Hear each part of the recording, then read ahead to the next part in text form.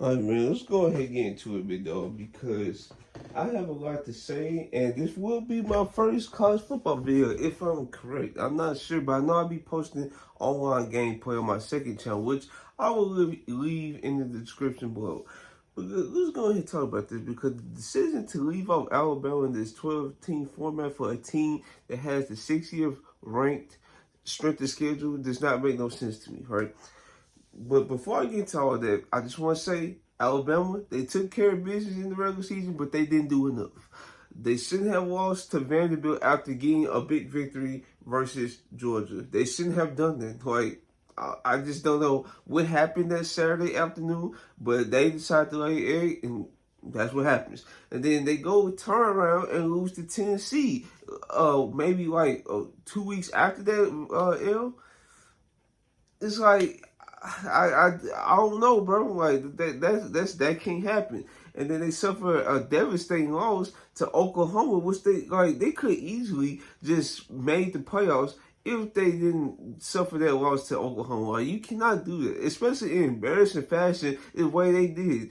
Like, they had the supremely talented offense, and their defense got outclassed. No, not outclassed. They got out physical by Oklahoma because guess what? They did the same thing Vanderbilt did. So yes, they did take care of They did take care of business in the regular season, but they didn't do enough to put them over the edge.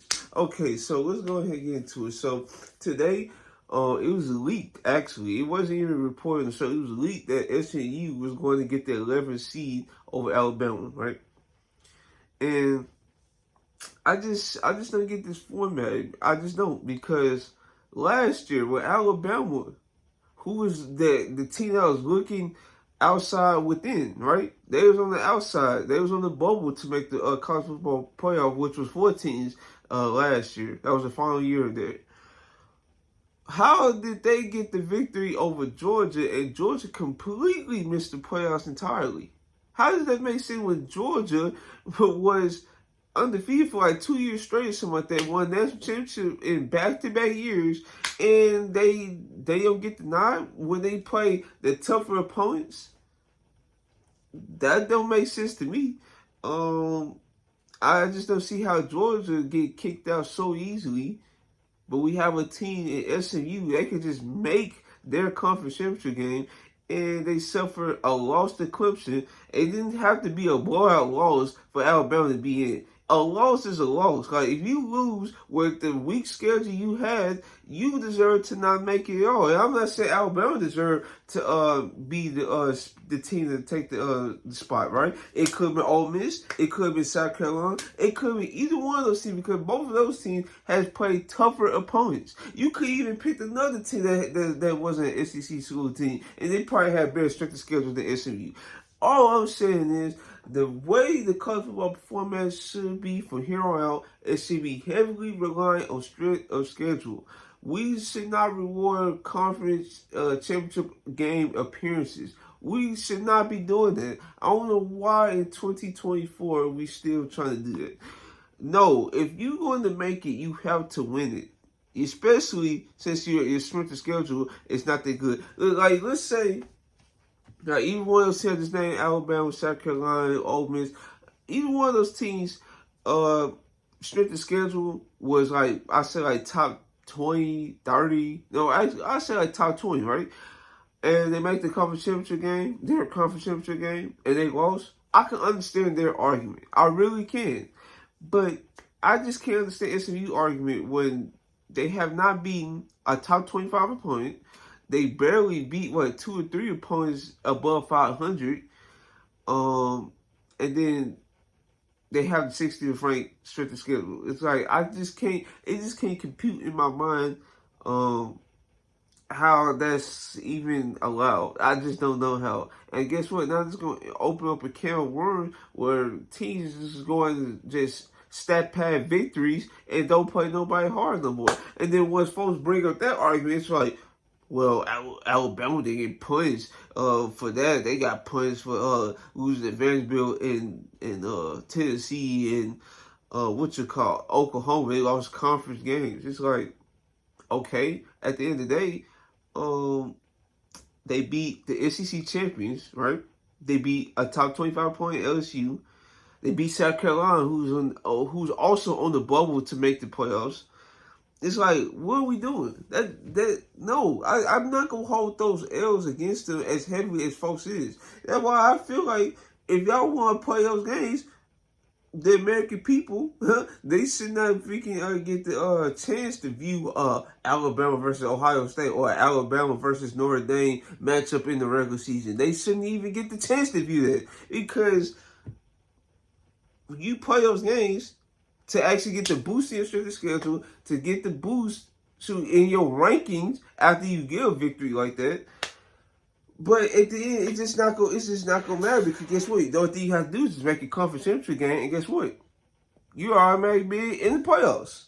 You don't even have to win it. Like, I can understand the format of winning, right? Clemson, they won, they got their bid into the championship, right? Boise State, they won. Arizona State, they won. Oregon, they won. Georgia, they won. I can understand those bids for the conference championship. For the college football playoff format. I can understand it because they actually won it. But we can't award losers. Oh no, we cannot award losers. And folks gonna say, "Oh, what about Texas?" I agree. I agree. You cannot award Texas for losing a matchup against Georgia twice, and once and it's so crazy. Their strength of schedule is also weak. This is an SEC opponent, and their strength of schedule ended up still being weak. That's wild to me.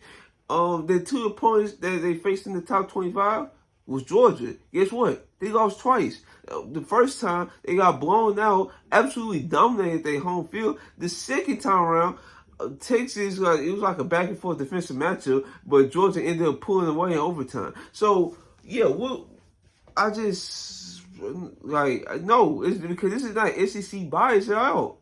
It's not. Texas also had a weak strength of schedule, and guess what? They shouldn't have made the playoffs as easy as they did. So, yeah, I feel like making the conference championship game should not determine whether you make it or not, right? It should be strength of schedule and how many, I say, like, top 25 opponents you face. Because you can probably face, like, 3, and let's say you 2-1. I can get behind your argument behind that. But once you have 4 teams, I think it was Texas. I think folks said Penn State, but they play a top 20 opponent. But folks said they shouldn't. But I'm not gonna hold it against Penn State. So it's actually probably 3. So it's actually Indiana, Texas, and SMU. Those are the 3 teams, and maybe Clemson. I could be wrong, but those are the 3 teams for sure have not played a top 25 opponent, or they haven't beaten a top 25 opponent, which is a big problem, a red flag. And then we have a conversation now that boils over to, oh, if you get that 5th seed, man, your path to the advances gets much easier. We should not have that type of conversation in one of the biggest formats in the college football. In college football, that should not be a talking point whatsoever. Why is the 5th seed the sweet spot? So now everybody gonna try to take at least one game when they schedule, so it just won't bump them completely out. You see what type of can of worms we are opening by allowing teams automatic bids for losses, or allowing like certain teams conference championship games means more than it's like. Man, I just disagree with this. Hopefully in the future we get this taken care of, because we cannot be so inconsistent where Alabama, they didn't make it one year. Okay, boom, we have to overcompensate since they played their bowl game. Okay, let's put them in easily now. Let's take out Georgia completely. It's a lot of teams like maybe, who was that 4th spot? Maybe Texas or Washington, somebody get that automatic 4th spot. Well, Washington was undefeated. I think it was like Texas or somebody. Just a lot of Texas get that 4th spot over Georgia, when Georgia has done more over the past, maybe 15, 20 games compared to Texas. Just let them get automatic bid in playoffs. Like, those are the type of can of worms we open with. You're so inconsistent that you're going against how you're basically rewarding teams. How you cannot take away Georgia's spot completely after they were so dominant for 2 years, won a national championship for back-to-back years. They lose one game in 2 years. They take their spot completely. Then we go into the next year. We're gonna reward a team for just making their conference championship game.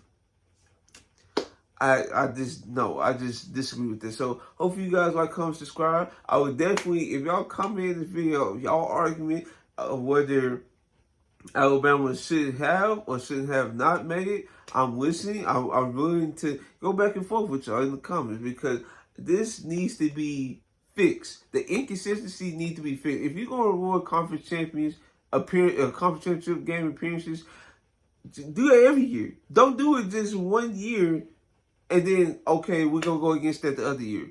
We have to be consistent about that. And that should be actually well known. Don't act like strength of schedule matters where you can just make your conference game and just say, okay, we understand your argument, we're going to put you in. We need more consistency, and we need to be more transparent about how we are going to reward teams in this college football play format, okay? From now on.